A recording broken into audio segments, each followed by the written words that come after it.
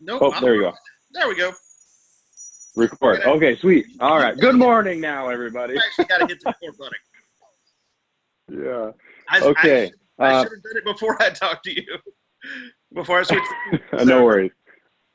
No worries. All right. So everybody, go ahead and text in. I want to do this again because this, again, I want everybody to know that this is like the lifeblood of my success in closing new students and bringing new students on board to join the ranks and link arms with us. So good morning, Ashley. Thank you so much for that. But everybody text in, how many people did you have in a meeting between today and a week ago today? It feels like that was so fast that we talked last. But go ahead, everybody text in. How many people did you have in the meeting between today and a week ago today? 7 days exactly. So awesome. Thank you, Sherry. And I actually don't know how many I had, so I'm going to look really fast.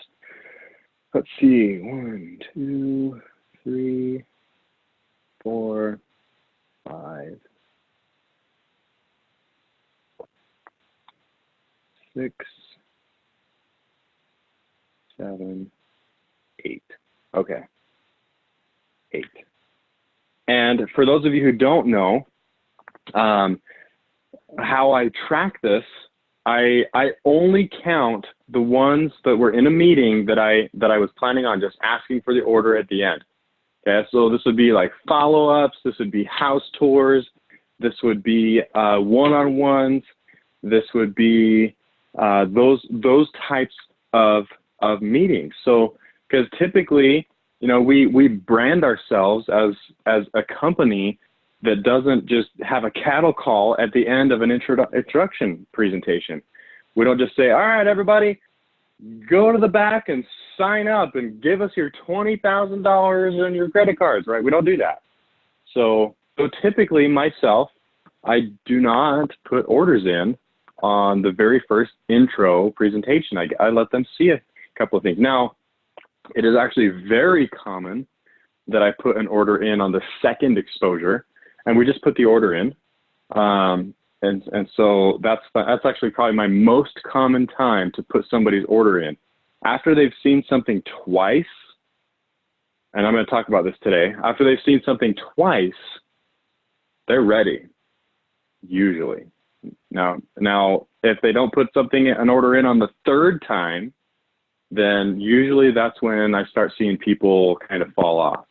And I'm just talking order. I'm not talking putting their money in. I'm not talking like applying for credit cards. And I'm talking just a simple order. So, all right, let me go through this. Sherry, 2, good job. Renata's Team Elevate. I'm not sure who that is. Maybe that's Jeremy. Had 3. Joanne had 1. Good job. Sandra, thank you so much for being accountable. Jessica, 4. Ashley. Ooh, Ashley, I think you had you set a meeting up, and I did a one-on-one for you yesterday, actually. So you get to report 1. Anna, 2. Good job. YK, is it Salome? Had 3. Good job. Corey had 5. Great job. Roy, 7. Good job, brother. Theo, good job on being accountable. Good job. I do the same thing. If I don't have something, I still report that I missed that week. Okay? Sherry, good job. Let's see. Bill had 6 show up to the last introduction. We're following up with 1. Good job. And that's usually what happens because some people, I mean, here's my rule of thumb. Some are going to do this. They're just not. They're just not. So what if they don't? Somebody is waiting for you to tell them about this, right? I mean, ask any person. I do not care who they are. Ask any person. Ask every person if you want, but ask any person, hey, when did you decide that, you know, any student, I should say, when did you decide that you were going to join Renatus, right? The very moment. And then ask them about the series of events that led up to that. I guarantee every single person was waiting for something like this. Whether they knew it or not, they were waiting. So cool. Let's see. Deanna, great job on being accountable. And guys, we got 67 people on here, and we have 1, 2, 3, 4, 5, 6, 7, 8, 9, 10, 11, 12, 13, 14. We had 14 people report. So just keep in mind, every single person on this call, the more you keep yourself accountable, the more success can come your way, right? So even, it's not embarrassing. None of us here are going to point fingers. None of us here are going to be like, oh man, you got 0. No, we don't do that here.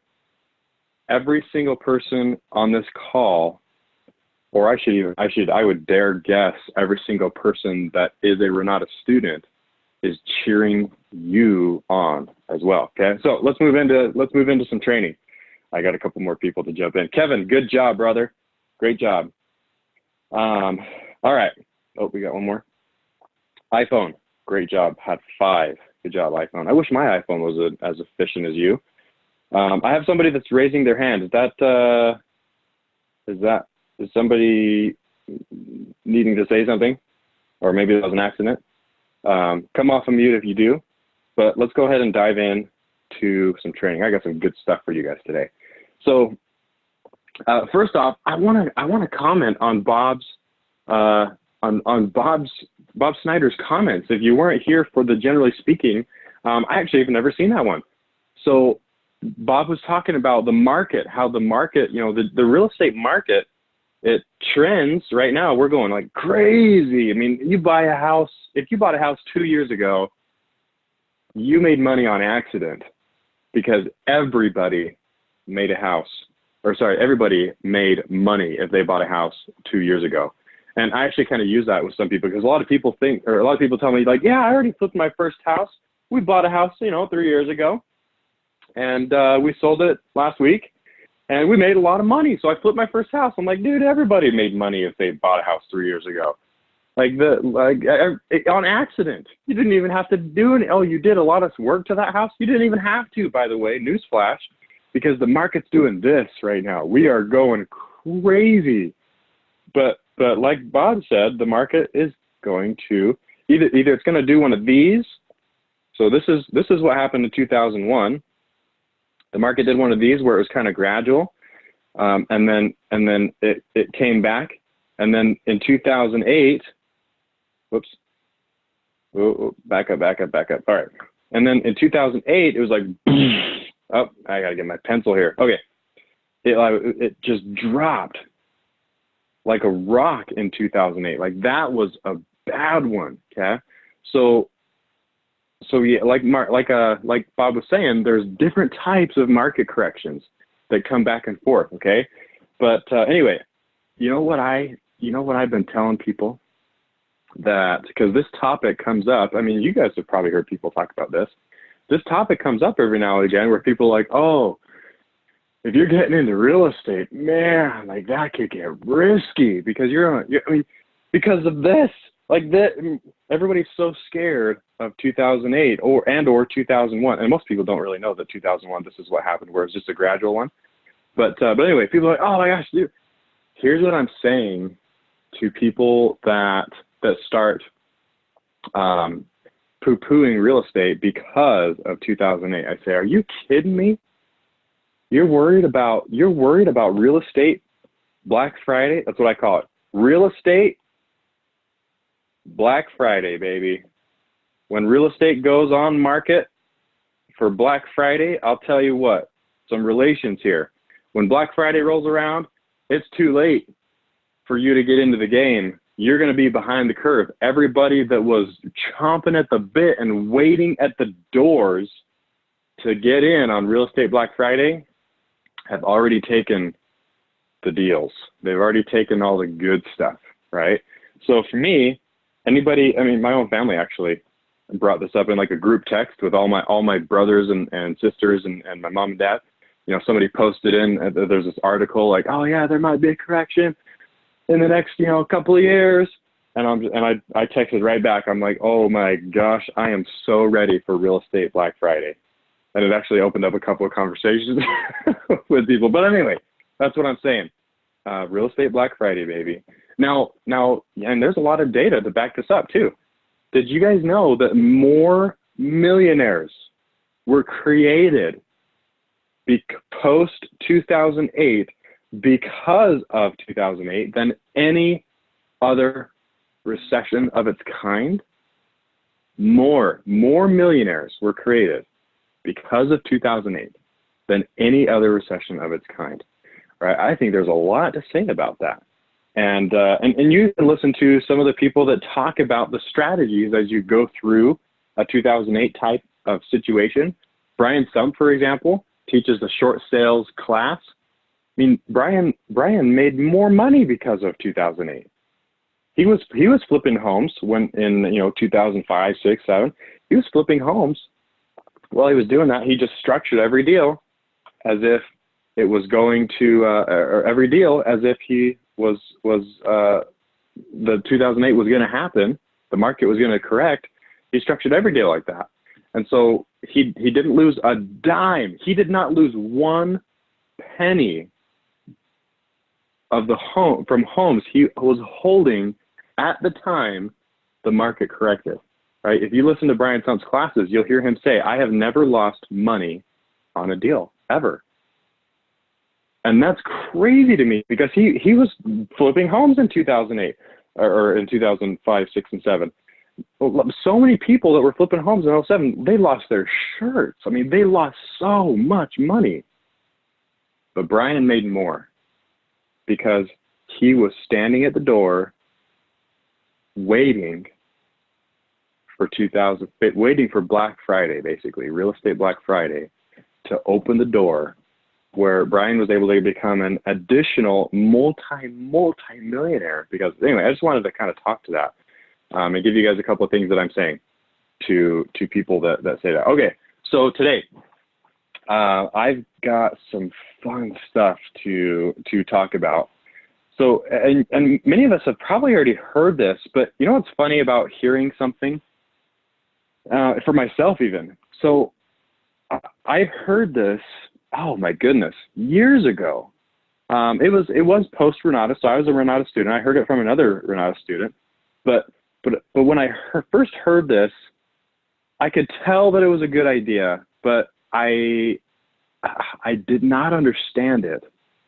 And up until recently, literally like this year, a few months ago, I was able to gain an added perspective on this, and it just blew my mind. Bob Snyder's a genius. I'll tell you that right now. But watch this. So if any of you have ever heard this before, the employee mindset has two currencies. The first and most important currency in an employee mindset is money. And the second is time. An employee mindset values money more than they value their time, so they will actually trade an hour to get a certain amount of money per hour, $25 an hour, $30 an hour, whatever, right? They will trade their time to get money, okay? Now, here's a new idea. And I'm going to tie this in to your Renata's experience, okay? So when you start looking at somebody who has a wealthy mindset, right? And everybody's definition of wealthy is different, right? So here's my definition. The most important currency is time. If you have your time, you have everything. I mean, people that make a lot of money just because they spend a lot of time, times a lot of hours. To me, I mean, that's not living. Like you're going to work just so you can make cash and have cash, and you don't get to spend any time doing anything with it. Anyway, so time. Number two, knowledge. Knowledge, in my opinion, knowledge is a currency. And it's a currency that you can never lose, right? Third, relationships. Relationships. And it's crazy. I've actually been using this in my presentations and one-on-ones and follow-ups. And people are just like, when I explain it this way, people are it's blowing their minds, right? And people are like, all right, here's my credit card. Because I'm showing people how this works, okay? So number 4, credit. Now, I'm not talking FICO score. I'm talking credibility. Credibility is a currency that you can monetize, right? And the last one is actually money. Now, every single person that I have looked at or studied or whatever, and in my own career, as I've seen myself value these currencies in this order even, I'm finding that the person who really understands this has an abundance of all of these things. They have a lot of time, knowledge, relationships, credibility among their relationships, and money, right? So, quick story. Let me talk about this. Okay. So, you have all heard me say, or let's see. Let me do this. You guys have all heard me say how I like to pitch the 3-phase plan, right? So 3-phase plan is get through your essentials classes. There's all those classes. It's like 60 some odd hours, right? Get through your essentials classes, get through your AIT classes, and a portion of the bonus stuff, depending on if you need money. If you don't have any money to do real estate with, then you need this bonus track, right? So go through your AIT and go through a handful of stuff on the bonus track on how to raise all the money that you'll ever need. And there's a bunch of classes there. And then let's just go do it, right? And all we're going to do is find deals, analyze those deals, and make offers on properties, right? So this is the knowledge currency. Why do you think Renatus is in existence? Because they understand this. I mean, Bob Snyder's a genius. He understands the importance of just knowing. I mean, think about it. If you don't know something or know how to do something, it just doesn't exist in your world. If you don't know how to go find in Utah, this is a decent discount for your average priced home for what the average affordability is in Utah. If you don't know how to go find $100,000 discount on the average house here in Utah, then that does not exist to you. It doesn't exist. No, I mean, it does not happen in your life. So just by knowing and learning, so in other words, building that currency through going through, Renatus classes and seeing other people and watching them, I mean, understanding that brings it that much, just understanding that brings it that much closer to being in your possession, right? Utilizing your currency of knowledge on how that works, okay? But if any of you have seen me give a second aspect or a second perspective to this 3-phase plan, the first one is obviously education or knowledge currency. And Renatus sets up communities across the nation. I mean, we have ways to connect with each other. Doesn't matter if we're in a city where no other Renatus students are present, we still have the ability to connect and build our relationship currency, right? And the coolest thing about this is, let's say you are in some town where there's not a huge real estate community of Renatus students. There are people there to still, I hope you're in a town that there's more than one person, but there are people around you, right? So if you've ever seen me talk about this 3-phase plan, building relationships with 2 types of people. Okay, this relationship currency is a couple types deep, if you will. Peers. By just surrounding yourself with creating relationships where people are interested in real estate investing to the point, like they are so interested that they have a real estate conversation at minimum once a week. Minimum. I'm talking showing up to like meetings, meetups, real estate investing associations, right? The RIAs have not figured this out. They meet like once a month usually. Renatus has figured this out. We meet every single week, whether it's on webinars, whether it's in person in our local communities. I mean, it doesn't matter, right? Bob understands this currency, this relationship currency. This is the only way, and I'm going to talk about credibility here in just a minute, but this is the only way to really build, I shouldn't say the only way, because that's very,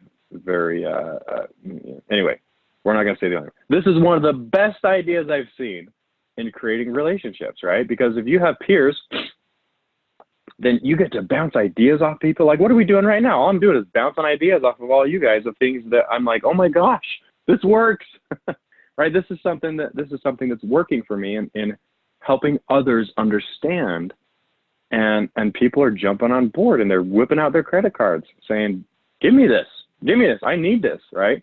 So ideas and stories, you get to hear other people's stories. You get to hear, or you get to enjoy other people's connections.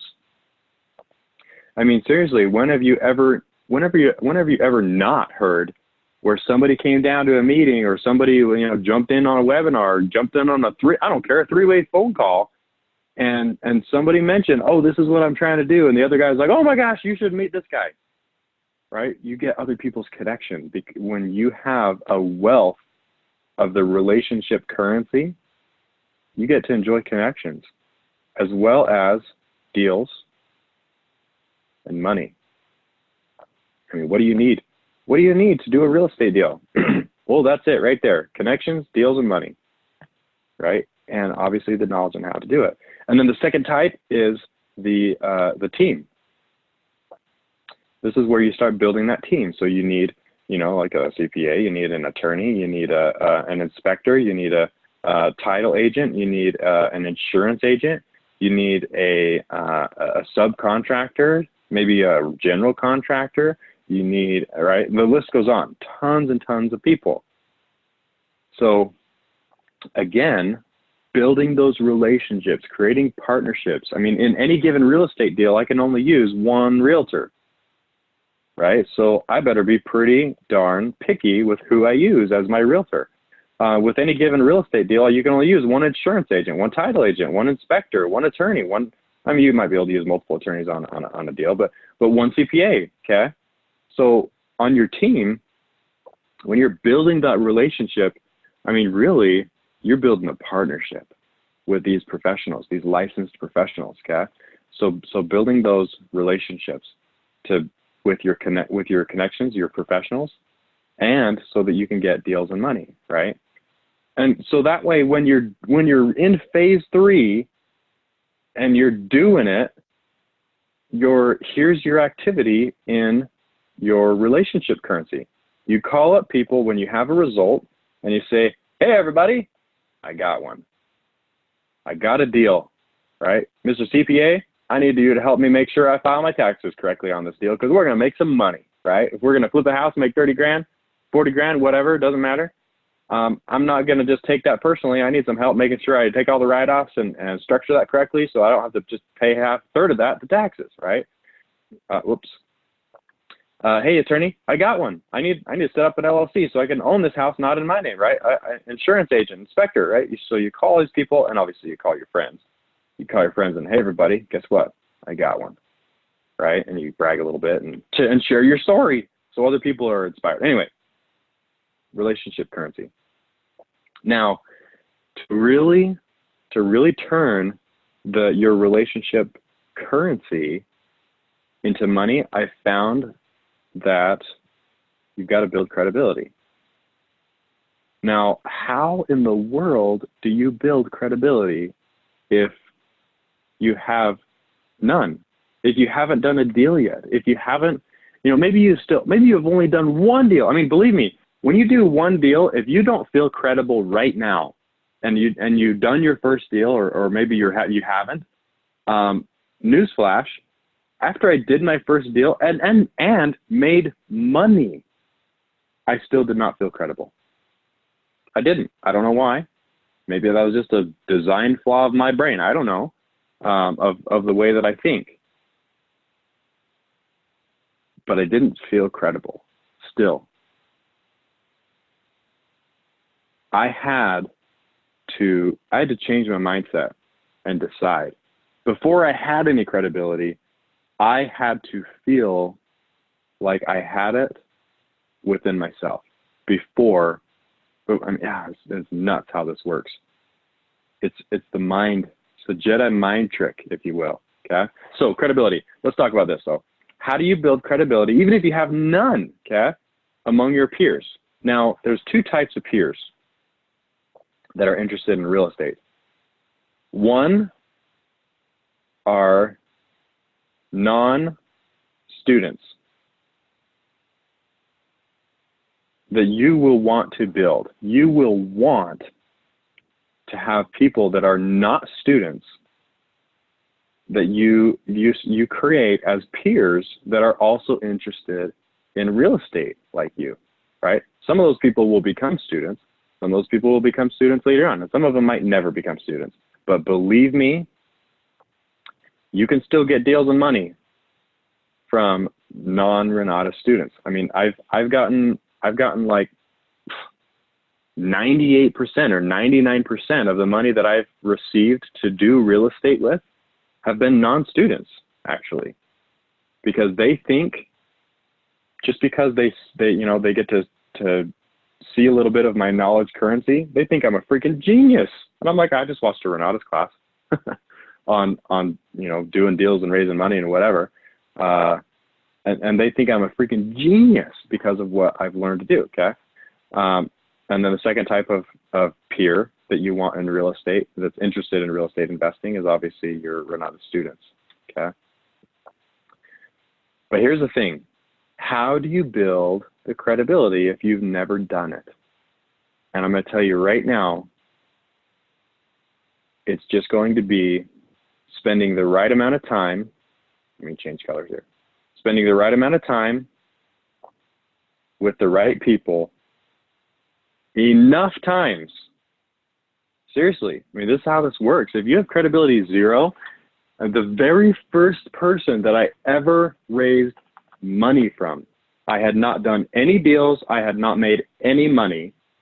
And you guys have heard me tell this story a couple of times, so I'm not going to retell it. But essentially, this gentleman went over to his house and was like, yeah, I'm getting into real estate. Here's what I'm learning, right? Here's what I'm building. I'm basically just telling him about my, here's what I call it. I was blowing my nose, KNOWS. I was blowing my nose in public is a great way to say that.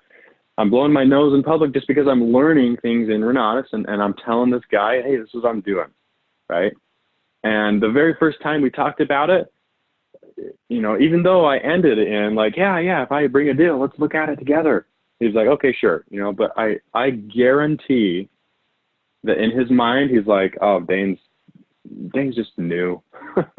he's just getting started with this. I mean, he could smell it. I guarantee he could smell it. He's a smart guy. He has a lot of money, and he wasn't. He's been very smart about creating that wealth, right? So anyway, I guarantee he picks up that I'm new, and I have no experience under my belt. But here's how I built credibility with him. I call him back again, right? So again, I mentioned to build credibility, you have to spend time, the right amount of time with the right people and allow them to see what you know. Okay. So I call this guy back again, still credibility 0. And hey, I'm still doing this. I'm still working. I'm still learning. I'm still creating my systems and relationships. I'm still working, right? I don't have to lie. I don't have to be like, oh yeah, I don't have to tell them somebody that I'm not. Like, yeah, I'm still working, right? I'm still learning. I'm still sharpening my axe. And just because I touched base with him again, and I told him a couple of updates, and like, yeah, I actually had, I analyzed a couple of deals and I made a couple offers, and they didn't go through, but I'm learning what it takes to be successful in this, right? So I talked to this guy again. Guess what happens to my credibility at that moment? He's like, in his mind, he's like, man, Daine's not a quitter. Daine's working. So when I talk to this gentleman the third time, and I come back to him, and again, this guy's not a Renata student. He's just a really wealthy guy, right? On the third time, where I call this guy back and say, Glenn has money. I say, Glenn, I got one, man. I got one. Let's look at this deal together.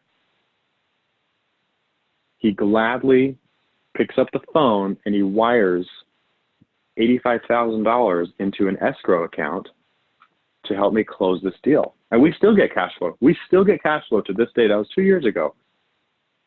This month, actually, it was August 2 years ago. We still get cash flow from that real estate deal. And I had credibility 0 because I didn't even understand it at the time, but I had my relationship currencies in check, right? I wasn't just going after money. I wasn't just trying to go make money. I wasn't just trying to screw people out of money. I wasn't just trying to talk people.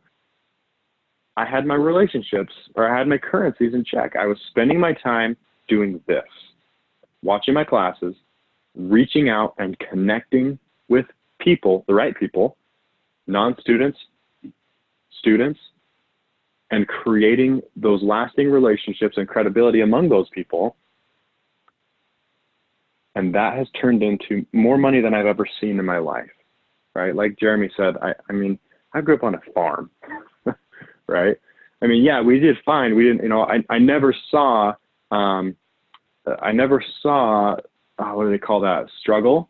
I never saw struggle. Like, we always had food on the table. We always had, money to live and go to school and, whatever. And so I never saw struggle like that.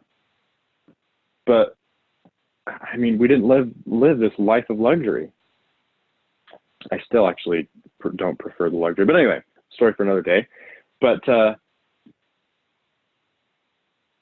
I had my currencies in check, and I was able to make money. Okay, more stories, and I bet some of the people that one quick story. I bet you one of the people that's involved in the story might even be on this call. And so I'm not going to mention any names, but think about this. Just because I have my my currencies in check, people call with deals even. My phone rings with people on the other end saying, Daine, I need some help. I know you're in the real estate world. I know I know you have credibility, essentially, and the knowledge on how to help me. And so I have a friend. Literally, people, as I build credibility with the people that I'm getting to know, both Renata students and not,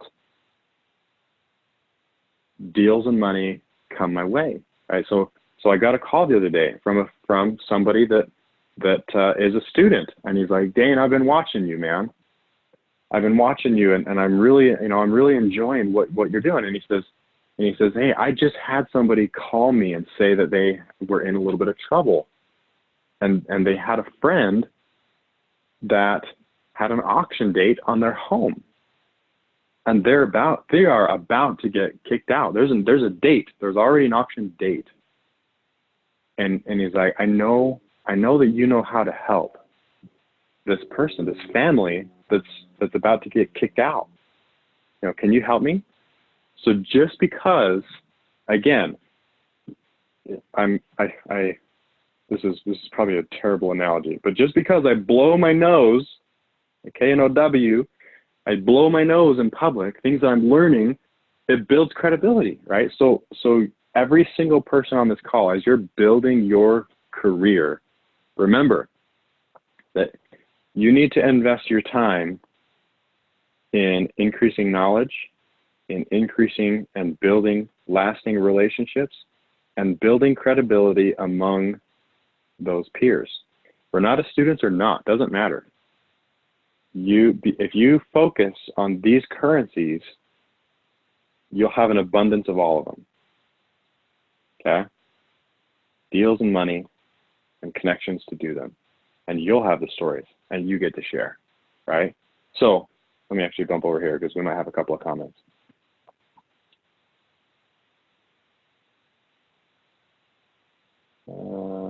Zero. Andy, I'm not exactly sure what you're talking about. Zero, but lots of invites. Go ahead and chat back in. But so in closing, holy cow, it's already 8:53. In closing, just remember, keep your currencies in check. If you focus and you invest your time in building your knowledge, and not just any knowledge, the right knowledge. You build your knowledge, you build your relationships with people, and you truly care about them and their desires and their successes, right? You guys have all heard me talk about the acronym of 4: their family, their occupation, and their chosen recreation, chosen enjoyment for recreation. And if you have a good relationship with them, money. I mean, if you got close relationships with friends and family, I mean, they'll talk money with you all the time. And so ask them how they're doing, what they're doing, what's worked for them. And then you just start dropping knowledge of things that you're learning. Dude, your credibility is going to go up just because you tell them what you're learning. I mean, you guys have heard me tell my dad's story. Credibility 0 back then. And I say, Dad, look at this velocity banking thing. I just learned it. And it changed his life. I mean, he quit his job. He could write a check to pay his house off today. He's 64 now. 64 years old. Back when I joined, he was 62. No, he's 65. Holy cow. 65 years old. Back when I joined, he was 62. And he could write a check to pay his house off today. He climbed out of a $750,000 hole from a big thing that he lost a ton of money back in 2014, lost 750 grand. And just because, I mean, basically when I joined Renatus and I started sharing my knowledge with him, he was able to climb out of that hole. I didn't do it. I didn't hand him anything other than knowledge and relationships. And he took it to heart. My dad is a combo holder today.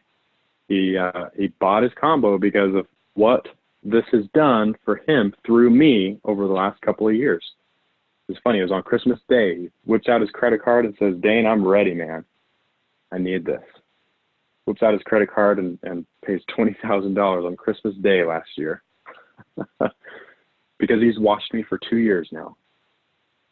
But anyway, thank you all. Let me jump back here really fast and see if we got a couple of comments. 69 and better late. Yes, good job, Joanne, sorry. Better late than never. Absolutely. I've heard too many stories of successful people that were later in life to believe that this can't work for them. There's too many, way too many stories.